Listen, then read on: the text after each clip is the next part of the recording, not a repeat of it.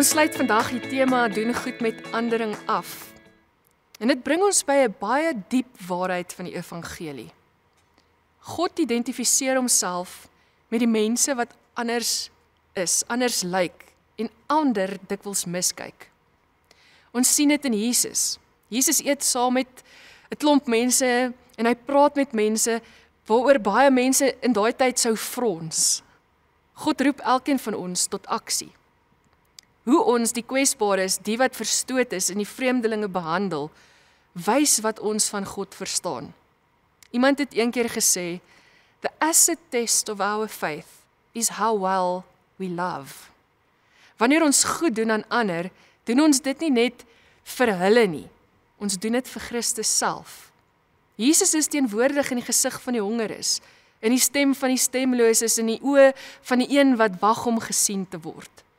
So kom ons lees vandag se skrifgedeelte. Want toe ons honger was, het julle vir my kos gegee. Toe ek dors was, het julle vir my iets gegee om te drink. Toe ek 'n hawelose vreemdeling was, het julle my in julle huise ontvang. Toe ek niks gehad het om aan te trek nie, het julle vir my klere gegee.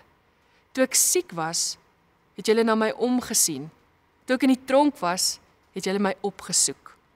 Daarop sal die wat die Here se wil uitgevoer het, hom antwoord, maar wanneer het ons u dan honger gesien en vir u kos gegee, of dors en u vir u iets gegee om te drink?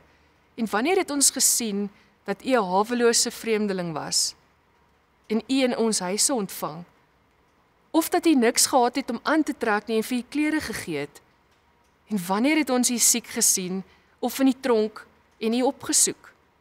En die koning sal hulle antwoord, ek verseker julle, as julle iets hiervan vir een van my broers of susters gedoen het, sal selfs al was die heel eenvoudigste onder hulle, het julle dit vir my gedoen.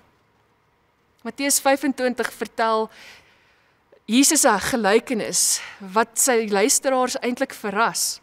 Hy beskryf die dag wanneer hy gaan terugkom en van hoe hy mense in twee groepe sal skei. Die wat toe ek honger was my gevoed het en toe ek dors was my klere gegee het en toe ek 'n vreemdeling was my ingenooi het. En die wat dit nie gedoen het nie. En hulle vra, Here, wanneer het ons u ooit so gesien? En Jesus antwoord hulle, as jy dit aan die geringstes gedoen het, het jy dit aan my gedoen.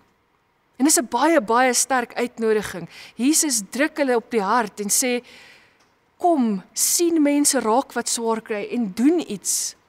Jesus plaas homself nie tussen konings of leiers of invloedrykes nie, maar tussen die wat honger is, die vreemdelinge, die siekes, die gevangenes. Hy sê in sy wese, as jy my soek, sal jy my daar vind. Ons is geneig om te dink, God se teenwoordigheid lê in die buitengewone, die groot gebede, die wonderwerke, die goed wat ons wil raak sien, die heilige plekke. Maar Jesus wys vir ons 'n ander pad. Hy woon in die alledaagse, en die mense wat dikwels nie eers raak gesien word nie.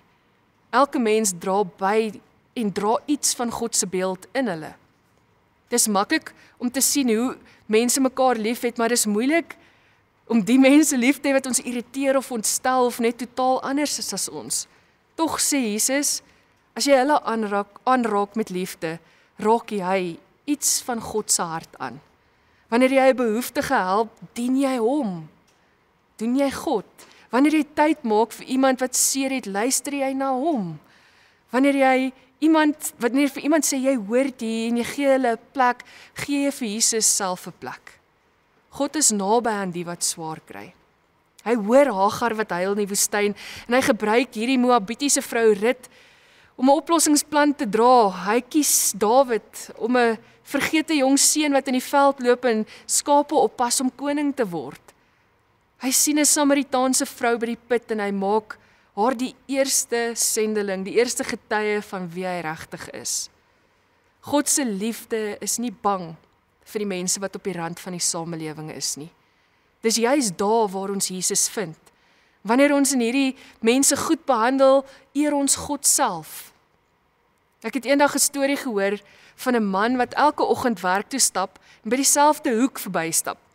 En daar sit dieselfde vrou, sy's huisloos, Sy in verslete klere, sy sit daar in sak en as. En elke dag stap hy verby. Soms glimlag hy, soms knik hy net, tot een koue oggend wat hy sien sy sit daar in bewe. En die oggend besluit hy om iets te doen. Hy gaan koop 'n warm kombers en 'n koppie koffie en hy gee dit vir haar. En hierdie is wat vir my uitstaan in hierdie storie. Toe hy dit vir haar gee, kyk sy hom in die oë en sy sê, vanoggend het ek vir God gevra dat hy my nie sal vergeet nie.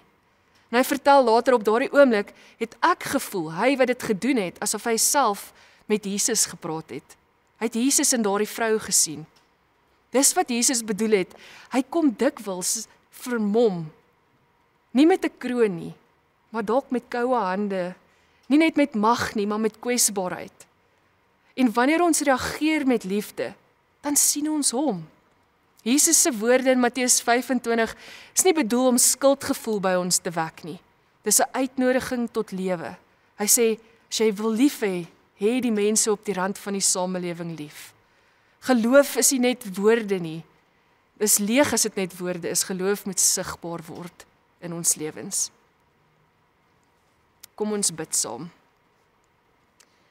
Hemelse Vader, baie dankie dat elkeen van ons die vermoë het om geloof sigbaar te maak in ons lewens, om liefde te leef en te wees. En ek wil bid vandag dat U ons elkeen sal help, Heilige Gees, om te onthou van die mense wat anders is as ons, en leer ons om hierdie liefde wat U vir ons het, ook met ander te deel. In Jesus naam, amen.